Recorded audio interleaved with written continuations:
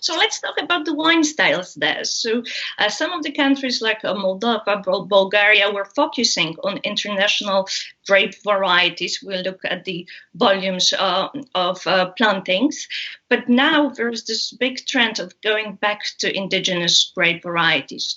In your opinion, which grape varieties have a chance to shine and have a chance to be really picked up in Western markets?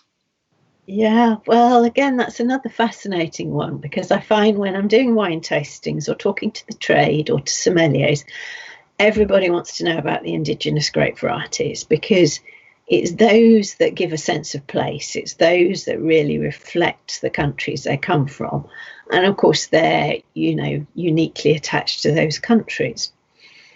On the other hand, there's still quite a lot of volume. For instance, most Romanian wine in the UK is Pinot Noir, Pinot Gris, Sauvignon Blanc.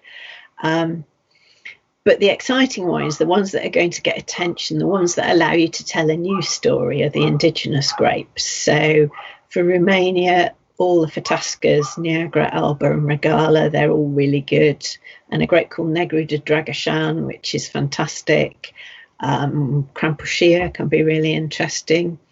Bulgaria, I think there's a little bit of an argument as to whether it should be Mavrud or Rubin or possibly Melnik that could be the flagship, but they're all capable of making great wines in the right hands.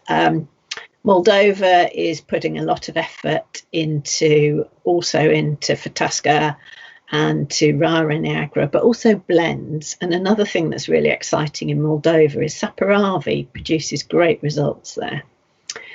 So it's, not genuinely their own local grape, but, I think blends with some of the local grapes also have a big role there.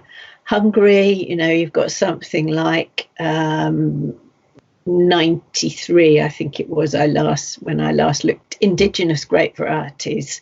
So it's a really fascinating picture, but obviously Furmint, Harsh-Levelu, Kek-Frankosh, they're the biggest growers of Kek-Frankosh, aka Blaufränkisch, which again is a great variety that suits today's drinking styles because it's more acid driven in the mould of Pinot Noir, but very much a grape of Central and Eastern Europe, which can be fantastic. And then, if you go slightly further west into the likes of Slovenia, Croatia, you've got Rebula, Malvasia. There's so much to explore. If you want to find the next story in wine, there's great grapes with an authentic history in these places.